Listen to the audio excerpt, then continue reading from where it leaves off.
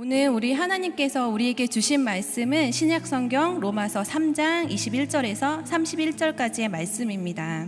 저와 여러분이 한 절씩 교독하겠습니다. 그러나 이제는 율법과 별개로 하나님의 의가 나타났습니다. 이것은 율법과 예언자들이 증언한 것입니다. 하나님의 의는 예수 그리스도를 믿는 믿음으로 인해 믿는 모든 사람에게 주어집니다. 거기에는 차별이 없습니다. 모든 사람이 죄를 지었으므로 하나님의 영광에 이르지 못합니다. 그러나 그리스도 예수 안에 있는 구속으로 인해 하나님의 은혜로 값없이 의롭다는 인정을 받습니다. 하나님께서는 이 예수를 속죄 제물로 내어주셨습니다. 의롭게 되는 것은 예수의 피를 믿음으로써 이루어집니다. 이는 하나님께서 오래 참으시는 가운데 과거에 지은 죄를 간과하심으로 그분의 의를 나타내시기 위함입니다. 지금 이때에 하나님께서 그분의 의를 나타내신 것은 자신이 의로우시며 또한 예수 믿는 사람들을 의롭다고 인정하시는 분임을 나타내시기 위함입니다. 그렇다면 자랑할 것이 어디에 있습니까? 전혀 없습니다. 어떤 법으로입니까? 행위로입니까? 아닙니다. 오직 믿음의 법으로입니다. 우리는 사람이 율법의 행위와 상관없이 믿음으로 의롭다는 인정을 받는다고 생각합니다. 하나님이 유대 사람만의 하나님입니까? 이방 사람의 하나님은 아닙니까? 진실로 이방 사람의 하나님도 되십니다. 할례 받은 사람도 믿음으로 인해 또한 할례 받지 않은 사람도 믿음으로 인해 의롭다고 인정하실 하나님은 한 분뿐이십니다. 함께 읽겠습니다. 그러면 우리가 믿음으로 말미암아 율법을 파기합니까? 결코 그럴 수 없습니다. 오히려 우리는 율법을 굳게 세웁니다. 바울은 로마서 3장 20절까지의 말씀을 통하여서 한 가지의 사실을 명확하게 우리에게 이야기하고 있습니다. 무엇이냐면 바로 모든 사람은 죄인이다라는 것입니다. 죄인이기 때문에 하나님의 심판을 피할 수 없다. 유대인도 그렇고 헬라인도 그렇고 모든 사람들이 바로 그 심판 앞에 놓여져 있다. 그리고 이 문제를 율법은 절대로 해결할 수 없다라는 이야기를 말씀을 통해 우리에게 이야기해 주었습니다. 여기까지만 들으면 결국 우리는 심판을 받을 수밖에 없는 절망적인 존재입니다. 너무나 절망적이고 암울한 상황, 어떻게 보면 꿈 없이 목적 없이 달려가는 어떤 경주마처럼 그냥 그렇게 의미 없는 하루를 살아야 되는 사람이라는 생각을 지울 수 없을 것입니다. 하지만 하나님께서는 우리를 그냥 내버려 두지 않으셨습니다. 우리에게 절망의 소식을 먼저 말씀해 주셨지만 이 절망의 이야기를 먼저 하신 이유는 그 다음 하나님이 준비해 놓으신 그 희망을 우리가 경험하고 느끼기를 원하셨기 때문이었습니다. 하나님이 우리에게 베푸신 은혜가 얼마나 크고 얼마나 놀랍고 얼마나 아름다운 것인지를 깨닫게 하기 위하여 지금까지는 하나님이 절망을 이야기하고 우리 인간의 존재가 죽음으로 향해 가는 존재라는 것을 말씀하셨을 수밖에 없지만 바로 오늘 우리가 함께 읽은 21절 말씀, 이 그러나로 시작하는 반전을 통하여서 더 이상 우리는 절망의 종이 아니라 하나님께서 당신의 자녀 삼아주시고 생명으로 달려가는 하나님의 종임을 오늘 말씀이 우리에게 증거하고 있는 줄로 믿습니다. 그러나 이제는 21절 말씀에 일어나는 이 전환은 우리의 인생을 죽음의 인생에서 생명의 인생으로 바꿔줄 것입니다. 우리 같이 21절과 22절 말씀 함께 읽어보도록 하겠습니다. 시작. 그러나 이제는 율법과 별개로 하나님의 의가 나타났습니다. 이것은 율법과 예언자들이 증언한 것입니다. 하나님의 의는 예수 그리스도를 믿는 믿음으로 인해 믿는 모든 사람에게 주어집니다. 거기에는 차별이 없습니다. 아멘. 하나님께서는 율법의 길과 별개의 길을 우리에게 허락해 주셨습니다. 인간의 힘으로는, 율법을 지킴으로 인하여서는 더 이상 구원을 받지 못하는 절망 속에 빠질 수밖에 없기 때문에 하나님은 이미 창세 전부터 다른 길을 준비해 놓고 계셨습니다. 율법으로 해결할 수 없는 죄의 문제를 단번에 해결할 수 있는 길을 하나님은 준비해 놓으신 것이죠. 그것이 무엇입니까? 오늘 22절 말씀에 나오는 바로 예수 그리스도를 믿는 믿음인 줄로 믿습니다. 예수님이 나의 죄를 지시고 십자가에 달려 돌아가셨다라는 사실을 믿는 믿음, 그리고 그것을 믿을 때 우리에게 주시는 구원의 약속. 오늘 바울은 바로 이 구원의 약속, 예수 그리스도를 믿는 믿음에 대해서 우리에게 이야기하고 있습니다. 바울만이 예수 그리스도가 유일한 길이라고 이야기하는 것은 아닙니다. 많은 사도들, 모든 사도들이 동일한 이야기를 했죠. 사도행전 4장 12절 말씀에 보면 이렇게 이야기합니다. 예수 외에 다른 어느 누구에게도 구원을 받을 수 없습니다. 하나님께서는 하늘 아래 우리가 구원받을 만한 다른 이름을 우리에게 주신 일이 없기 때문입니다. 아멘. 하나님은 처음부터 우리에게 구원의 길은 오직 예수 그리스도의 한 길만을 허락하셨습니다. 오직 예수 그리스도, 그 십자가의 길만이 하나님께로 나아올 수 있는 유일한 길임을 하나님은 말씀하셨고 준비하셨습니다. 우리는 이 사실을 너무나 잘 알고 있습니다. 여러분에게 예수님을 믿으십니까? 라고 말하면 여기에 그렇지 않다라고 말하는 사람은 아무도 없을 겁니다. 자, 그런데 그렇다면 여러분, 믿는다는 것은 여러분은 구체적으로 어떤 것을 믿으십니까? 그냥 예수님을 믿는다가 아니라 예수님의 어떠한 부분을 어떻게 믿고 계십니까? 라고 물어보면 아마 대답할 수 있는 분은 그렇게 많지 않으실 것입니다. 그 이유는 무엇이냐면 은혜가 너무나 값싸게 우리에게 다가왔기 때문입니다.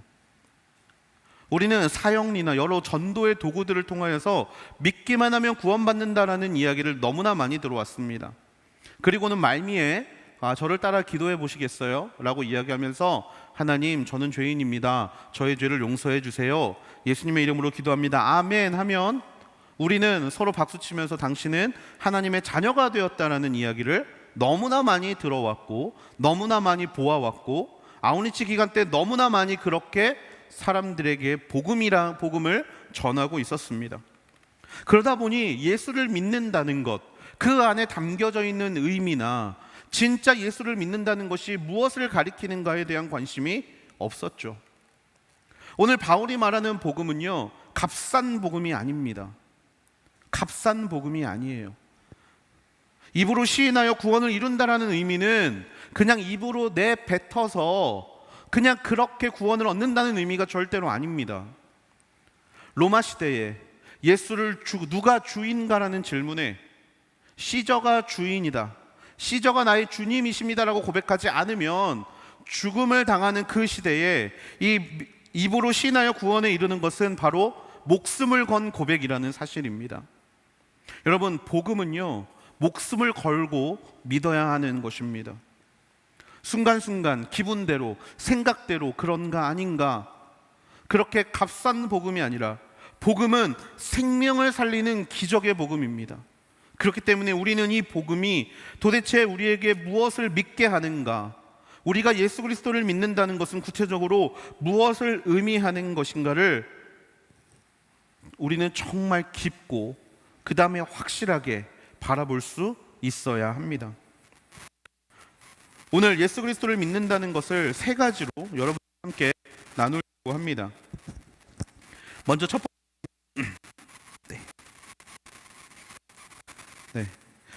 번째는요, 혹시 마이크를 괜찮을까요?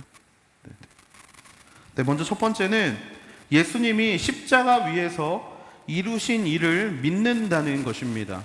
예수님이 십자가 위에서 이루신 일, 여러분 너무나 잘 아시는 것이죠. 우리 23절에서 25절까지 말씀을 함께 읽어보도록 하겠습니다. 시작.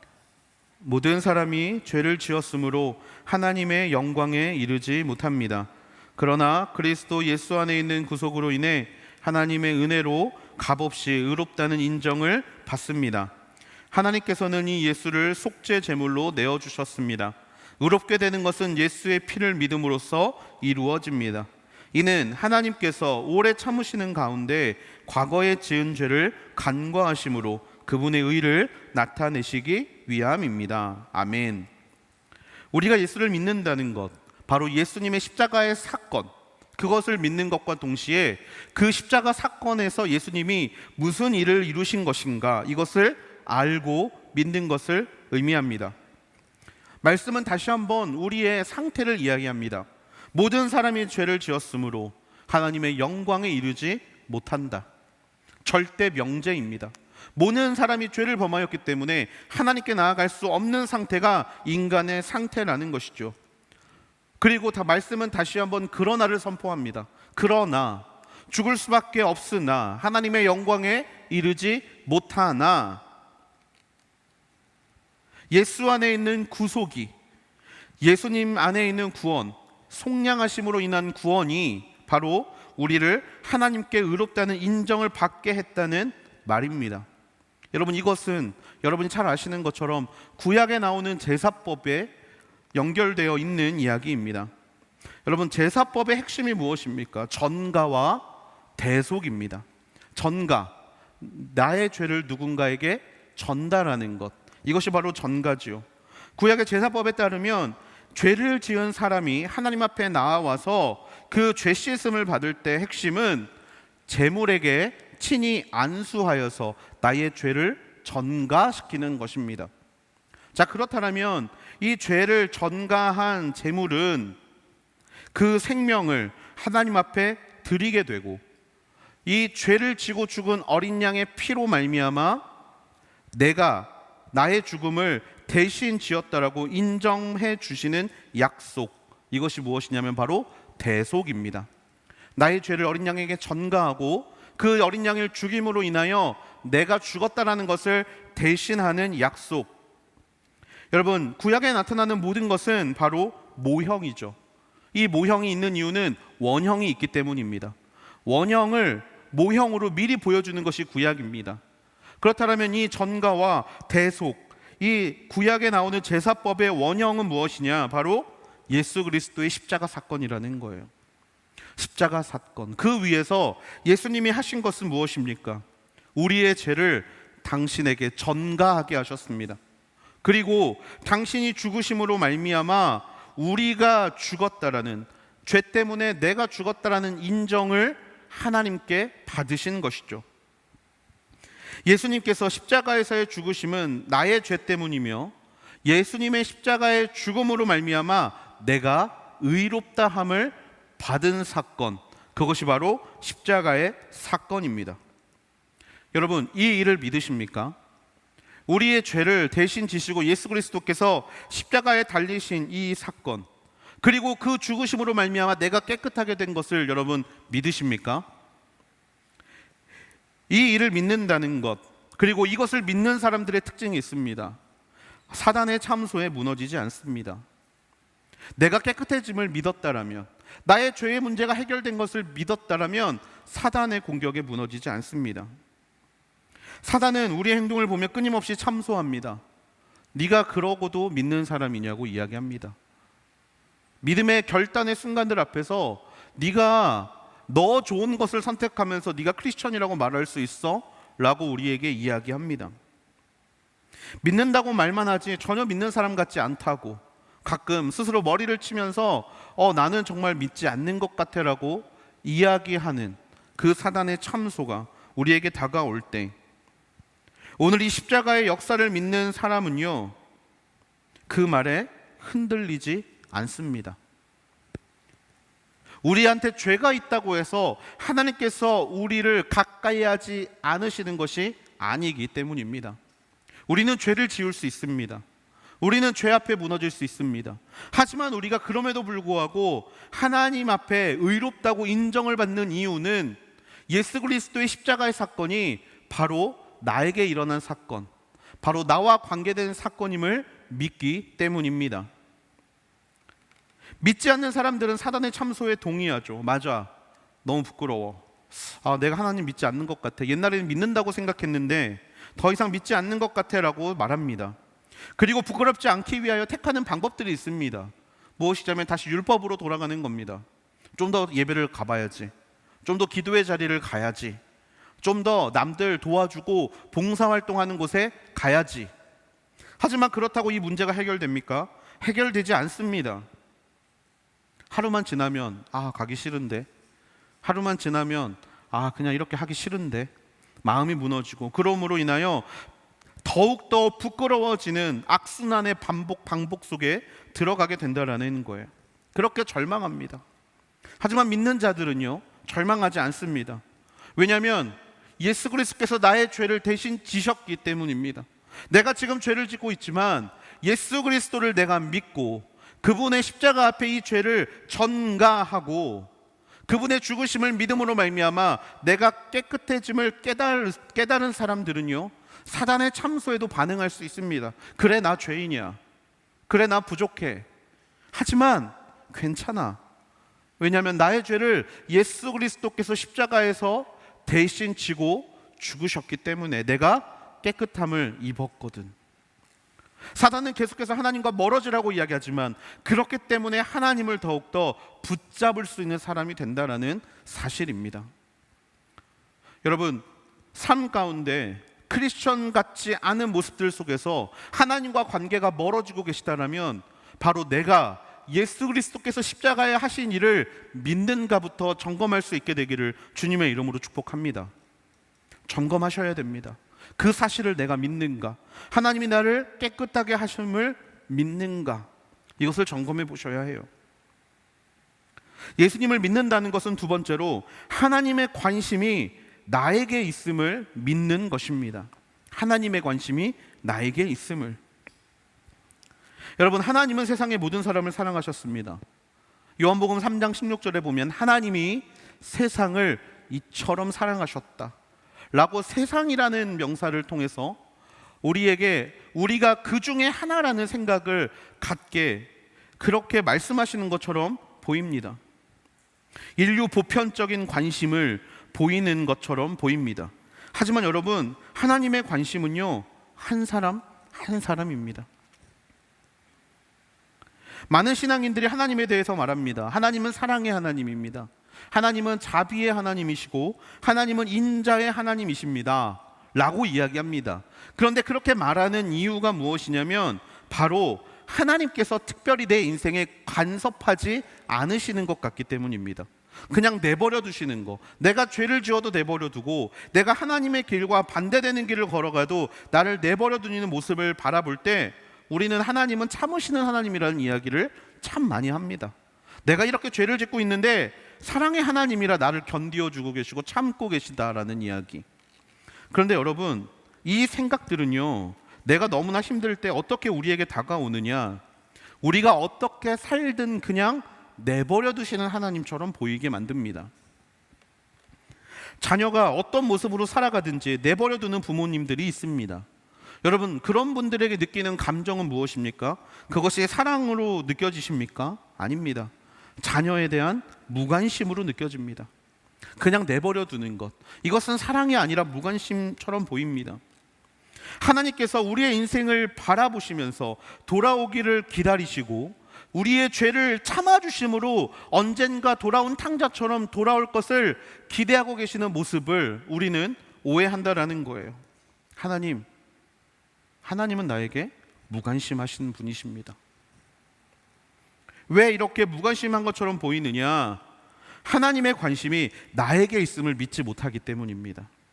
나라는 한 사람에 대한 하나님의 지극한 관심을 인정하지 않기 때문입니다. 22절 말씀은 우리에게 이렇게 이야기합니다. 하나님의 의는 예수 그리스도를 믿는 믿음으로 인해 믿는 모든 사람에게 주어집니다. 거기에는 차별이 없습니다. 많은 유대인들이 하나님의 의에는 차별이 있다라고 이야기했습니다. 우리는 말씀을 맡은 자이기 때문에 하나님은 우리를 사랑하시고 우리를 선택하셔서 우리를 남들보다, 다른 민족들보다 더욱더 존귀하게 만드셨다라고 차별을 이야기하지만 하나님의 말씀은 무엇입니까? 차별이 없다라고 이야기합니다. 29절과 30절입니다. 하나님이 유대 사람만의 하나님입니까? 이방 사람의 하나님은 아닙니까? 진실로 이방 사람의 하나님도 되십니다. 할례 받은 사람도 믿음으로 인해, 또한 할례 받지 않은 사람도 믿음으로 인해 의롭다고 인정하실 하나님은 한 분뿐이십니다. 아멘. 유대인이라고 해서 율법을 열심히 지킨다고 해서, 할례를 받는다고 해서, 믿음의 가정에 태어났다고 해서 하나님이 더 많은 관심을 가지시거나 하나님이 그 사람을 더욱더 특별하게 대해 주시거나 하는 것이 아니라, 우리 하나님은 모두의 하나님이라는 사실입니다. 하나님의 관심은 그래서 어디에 쏠려 있느냐? 온통 나에게 쏠려 있습니다. 내가 걸어갈 때에도, 내가 숨을 쉬고 있을 때에도, 내가 고통 가운데 있을 때에도, 내가 절망의 길을 가고 있을 때에도, 내가 사망의 음침한 골짜기를 다닐 때에도, 내가 너무나 힘들어서 죽고 싶은 순간에도 하나님의 모든 관심은 온 세상 가운데 있는 것이 아니라 바로 나를 향해 있다는 것을 우리는 믿어야 합니다. 그 하나님이 나에게 온통 관심이 쏠려 있다는 사실은 예수님이 이 땅에 오신 이유를 명확하게 해줍니다. 여러분, 예수님이 이 땅에 오신 이유는 우리의 죄를 사하기 위해서, 틀린 말은 아니지만 반만 맞는 말입니다. 정확히 말하면 예수님이 이 땅에 오신 이유는 무엇입니까? 바로 나를 위해서입니다. 나를 위해서. 믿는 사람들을 위해서가 아니라 정확히 말하면 나를 위해서 예수님이 이 땅에 오신 거예요. 내가 영원한 심판 앞에 서 있는 것을 하나님은 견딜 수 없으셨습니다. 내가 죽음의 길로 걸어가는 것을 하나님은 볼 수 없으셨습니다. 그렇기 때문에 예수님을 이 땅에 보내주셨습니다. 누구를 위해서도 아닌 바로 나를 위해서 보내주셨다라는 사실입니다. 하나님은 그 예수님을 내가 붙잡기를 원합니다. 내가 예수님을 붙잡고 나의 죄를 예수님께 전가시키고 예수님의 죽으심을 믿음으로 내가 깨끗하게 되기를 원하시는 것이 하나님의 마음이라는 것을 우리는 기억해야 합니다. 이것이 나의 얘기가 아니라 남의 이야기가 되는 순간 하나님은 나에게 무관심한 하나님이 됩니다. 하나님은 나에게는 그다지 별반 관심 없는 분이 됩니다. 하지만 아닙니다.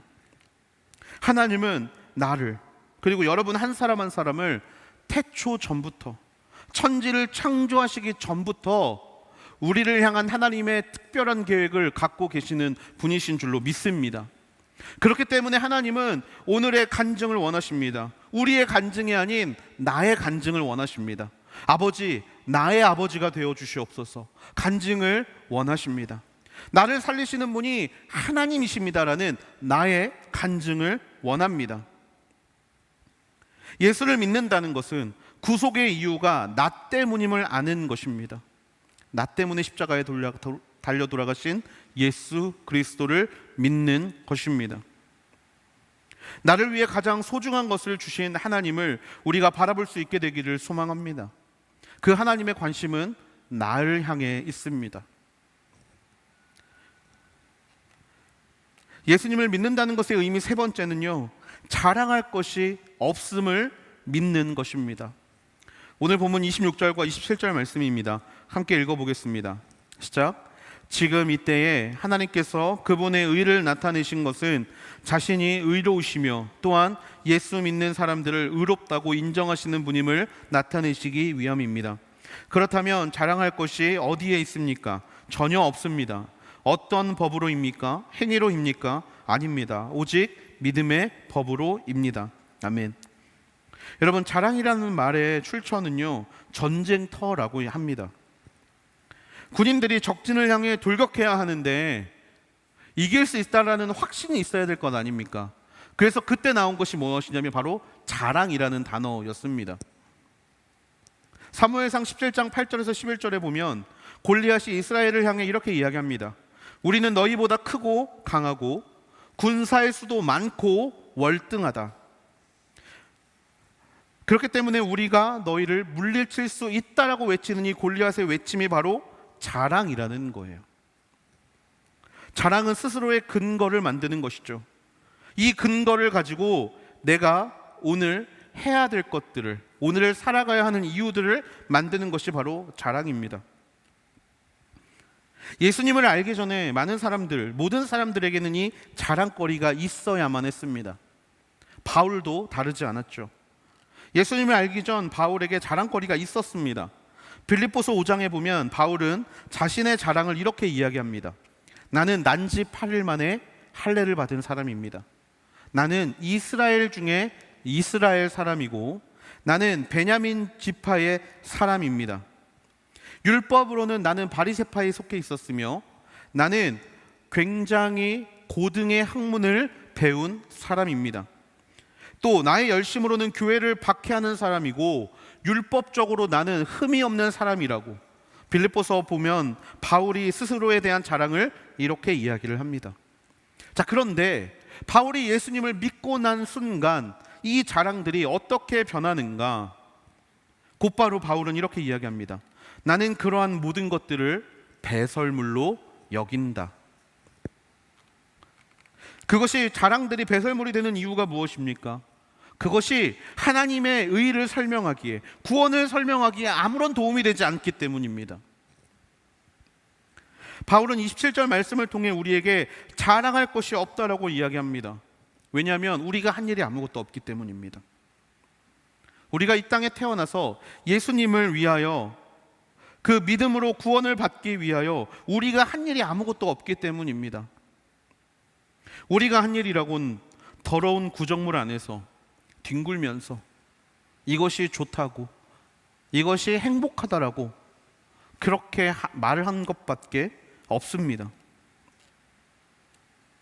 하지만 하나님의 은혜가 우리 한 사람 한 사람에게 예수 그리스도를 증거해 주셨고 보여주셨고, 그분을 믿는 것만으로 하나님이 우리를 의롭다고 만들어 주셨기 때문에 우리에겐 자랑할 것이 아무것도 없다라는 거죠.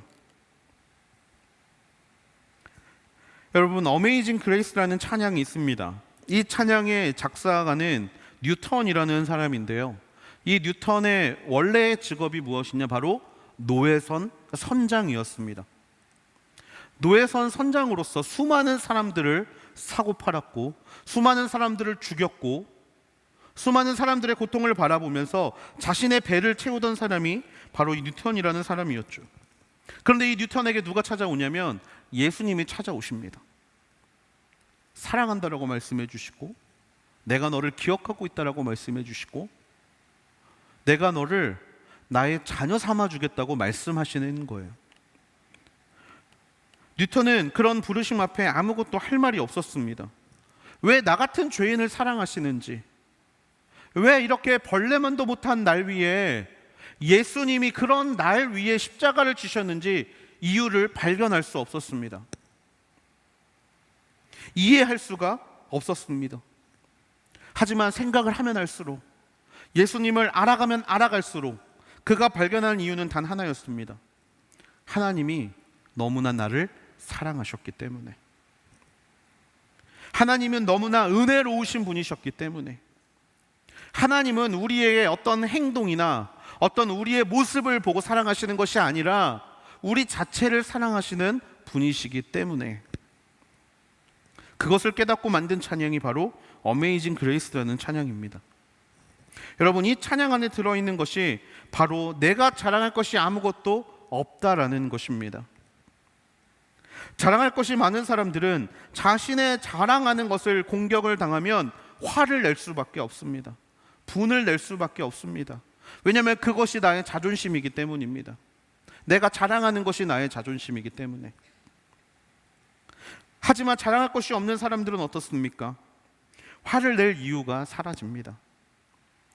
분을 낼 이유가 사라집니다. 그래서 온유해집니다.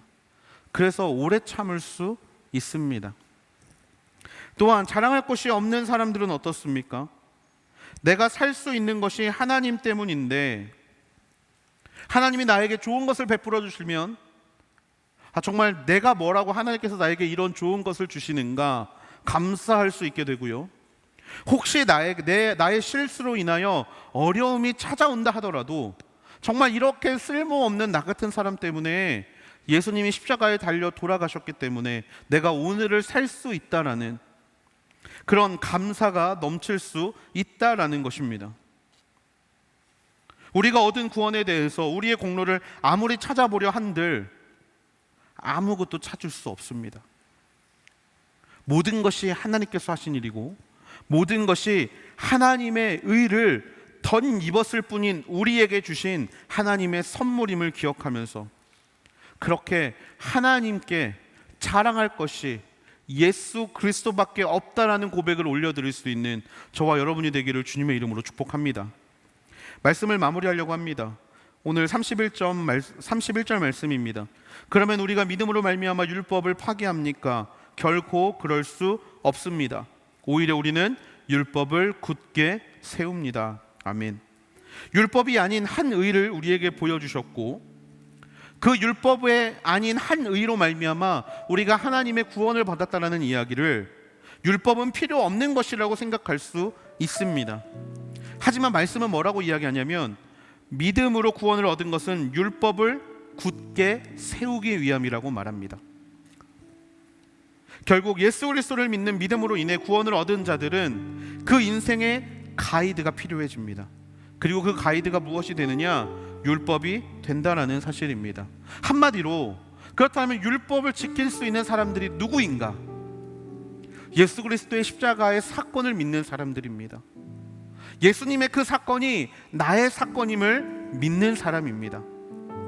그리고 내 안에 자랑할 것이 아무것도 없다라는 것을 믿는 사람이 율법을 지킬 수 있다라는 사실입니다.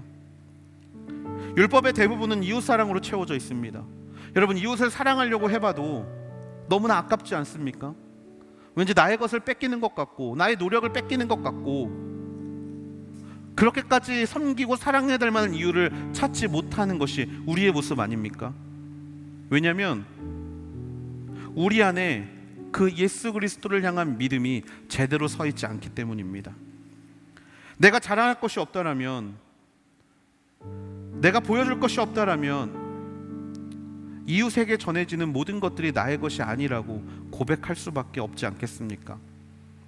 한마디로 율법을 지키기 위해서는 예수님을 정확하게 믿어야 된다라는 거예요. 확실하게 믿어야 한다라는 것입니다. 이런 구원의 사건과 율법의 관계를 기억하면서 믿음이란 무엇인가를 끊임없이 되새길 수 있는 우리 모두가 되기를 주님의 이름으로 축복합니다. 내 안에 자랑이 있다라면 그 자랑은 십자가 앞에 못 박을 수 있게 되기를 축복합니다.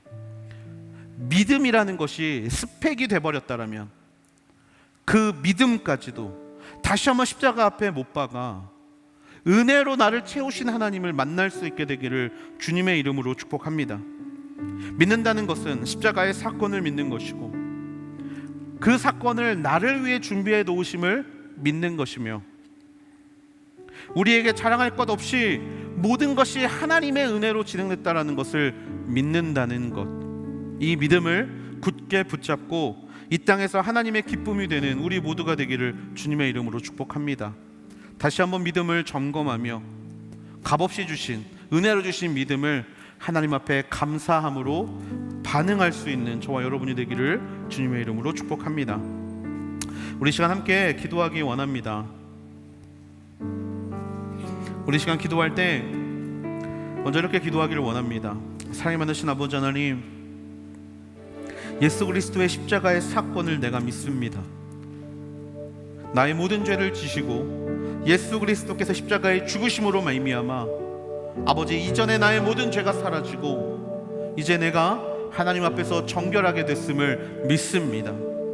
아버지 하나님, 이 일은 우리의 인생 가운데 매일 일어날 수 있는 일인 줄로 믿습니다. 아버지, 매일 넘어지고 매일 무너진 나의 인생 가운데 사단이 다가와 참소하고 사단이 다가와 정죄하는 순간에도 아버지 하나님을 붙잡고 예수 그리스도의 십자가를 붙잡고 그 게임에 넘어가지 않는 인생들이 되게 하여 주시옵소서. 넘어지기 때문에 더욱더 하나님을 찾는 인생이 되기를 원합니다. 죄를 지었기 때문에 더욱더 예수 그리스도의 십자가 앞으로 나아가는 인생이 되기를 원합니다. 아버지, 내가 정결하지 않았기 때문에 하나님과 멀어지는 것이 아니라 그렇기 때문에 하나님을 더욱더 붙잡고 하나님이 값없이 주신 그 은혜의 순간들을 살아갈 수 있는 믿음의 자녀들이 되게 하여 주시옵소서. 아버지 하나님, 나를 붙잡아 주신 하나님을, 나를 살리신 하나님을, 그렇게 값없이 나를 의롭다고 말씀하시는 그 하나님을 아버지 하시면 내가 믿습니다.